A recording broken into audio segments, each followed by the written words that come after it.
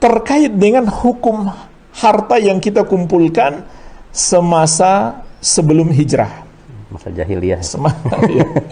Semasa kita belum tahu bahwa Iya. sumber harta kita itu haram. Belum Nah, tahu dulu, ya. para ulama menjelaskan harta haram itu ada dua macam. Yang pertama hak orang. Ya. Nah, kalau itu hak orang mesti dikembalikan. Ya mungkin mencuri atau korupsi dan lain-lain. Ini mesti dikembalikan. Ya.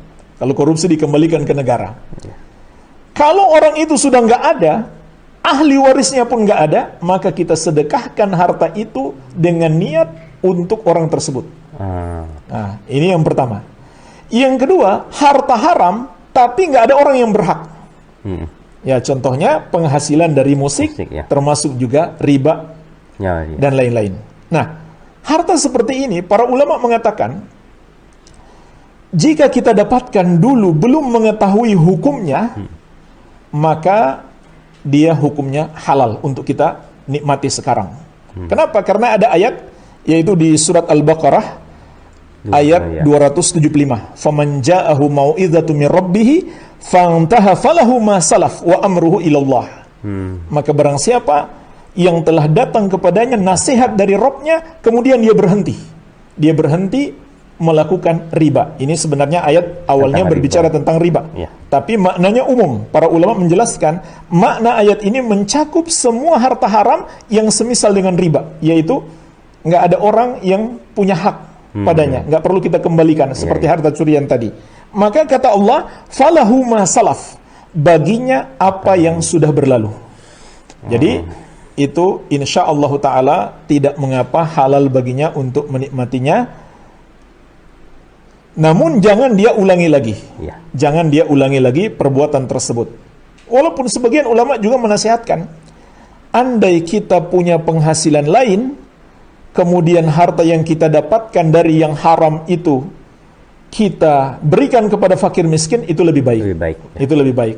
Tapi kalau kita butuh, kita fakir, maka tidak mengapa kita gunakan harta tersebut, karena Allah mengatakan falahu ma salaf, baginya apa yang telah berlalu, yang maksudnya dia belum mengetahui itu hukumnya haram, maka tidak haram baginya, dimaafkan oleh Allah. Bukan tidak haram, tapi dimaafkan oleh Allah Subhanahu wa ta'ala karena ketidaktahuan. Sebagaimana juga firman Allah tentang doa orang-orang yang beriman, Rabbana la tu'akhidna in nasina au akhta'na. Wahai Rabb kami, jangan engkau kami apabila kami lupa atau kami salah tanpa sengaja.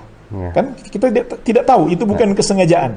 Ketika kita sudah tahu lalu kita melakukan yang haram itu, maka hasilnya haram. Nah, oleh karena itu, kalau misalkan para musisi bertobat, maka dia tidak boleh kemudian menjual alat-alat musiknya. Nggak boleh. Karena Rasulullah SAW juga mengatakan, Innallaha idza harrama syai'an harrama thamanahu. Sesungguhnya Allah apabila mengharamkan sesuatu, Allah haramkan juga hasilnya, harganya. Jadi nggak boleh itu dijual. Ya, solusinya bagaimana? Bisa dirubah menjadi benda lain. Ya, misalkan gitar antum rubah jadi meja atau apa, tempat untuk potong cabai dan bawang, tidak masalah. Ya, dirubah menjadi benda lain. Wallahu alam, seperti itu, akhi.